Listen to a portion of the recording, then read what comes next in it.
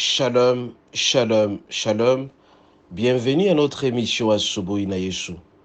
Moi, c'est le pasteur, bienvenue Matenda Kibangala. Je salue toutes celles et tous ceux qui suivent régulièrement notre émission Asubuhi na Yesu et vous souhaite de très bonnes conditions d'écoute Asubuhi na Yesu, qui signifie dans l'une de nos 4 langues nationales, le matin avec Jésus. Bien aimés, ce matin, notre thème s'intitule « Que faire quand on est désespéré ?» Que faire quand on est désespéré?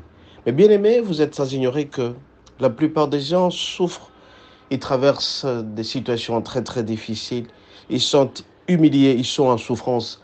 Mais soyez sûr et certain, mes bien-aimés, que le Seigneur est au courant de votre souffrance. Le Seigneur a connaissance de votre souffrance. Il est au courant de ce que vous traversez, la honte que vous avez, l'humiliation que vous avez, la dévaluation dans votre corps que vous avez. Vous êtes malade, le Seigneur est au courant.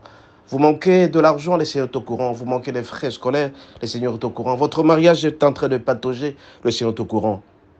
Le Seigneur fait en sorte que vous puissiez être admis parmi ses enfants pour que votre tête soit rehaussée de sa présence, que votre ceste soit relevé parce que vous souffrez sérieusement. Ainsi donc, bien-aimés, je viens au nom du Seigneur pour vous consoler. Ainsi donc, nous allons lire à cet effet.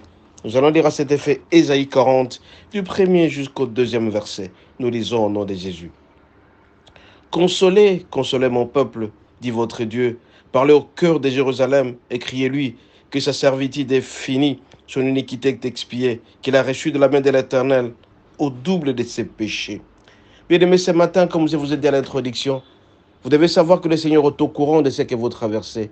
Il est au courant de votre souffrance, de votre humiliation. C'est vrai que vous souffrez secrètement de certaines maladies, vous souffrez de certains manques, vous n'avez de rien. Je vous rappelle tout simplement qu'à l'époque aussi, alors que le peuple d'Israël était en train de souffrir en Égypte, il a suscité Moïse pour faire en sorte que ce peuple soit sauvé.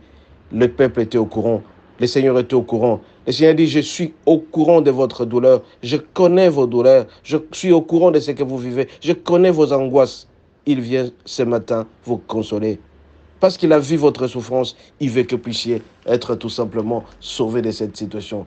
Raison pour laquelle, bien-aimé, comme David a su connaître cette souffrance, mais il a respecté certaines choses. David, il a reconnu les seins d'incompétence. David, il avait la foi. David a prié. Alors que ça s'était baissé, il a dit tout simplement au Seigneur, Seigneur, tu es ma gloire, Seigneur, tu es mon bouclier, Seigneur, tu es mon espérance.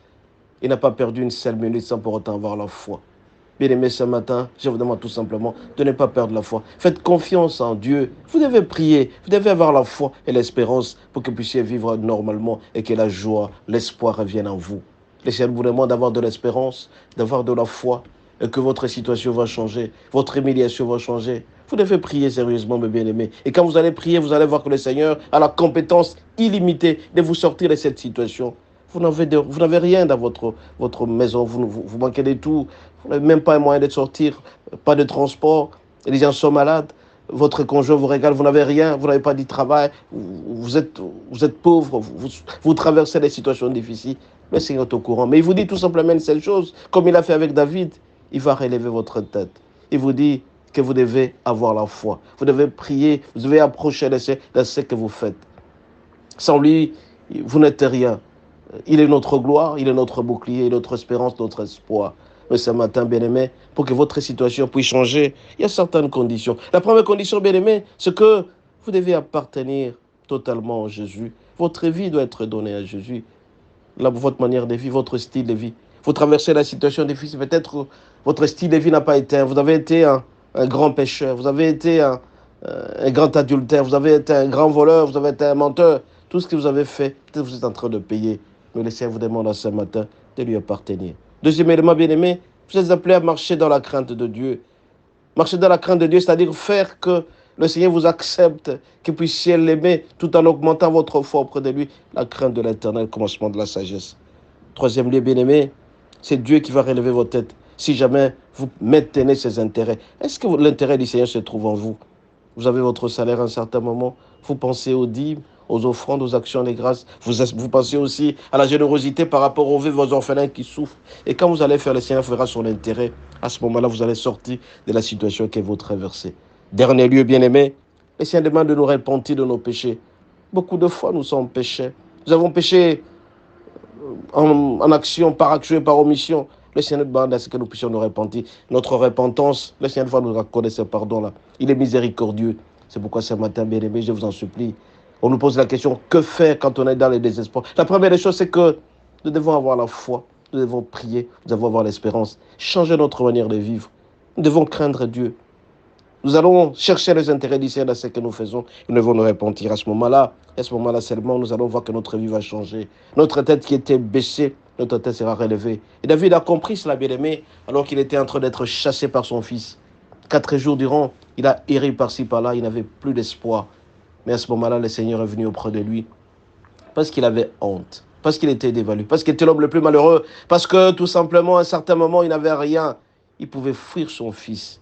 Mais Dieu l'a sorti de cette situation pour le rétablir encore dans sa royauté. Toi aussi, mon bien-aimé, tu es l'homme le plus malheureux, tu souffres secrètement.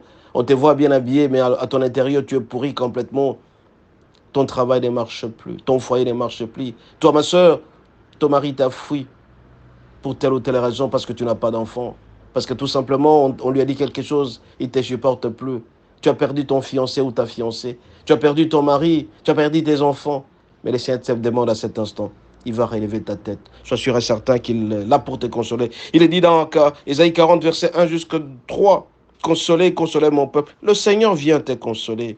Le Seigneur t'accordera l'essentiel que tu cherches, tant que tu l'aimeras. Tu dois avoir la foi, tu dois l'aimer davantage et l'espérance en lui. À ce moment-là seulement, tu verras que tout marchera sérieusement. Je te bénis ce matin, toi qui es en train de me suivre à travers le Seigneur. Sois sûr et certain que ta situation va changer. T'as changé tant que tu seras toujours attaché et tu aimeras le Seigneur. Tu dois lui appartenir, tu dois le craindre et tu dois relever ta tête pour ses intérêts. Et tu verras que la situation changera certainement et tu auras un homme heureux. Soyez bénis et à la prochaine.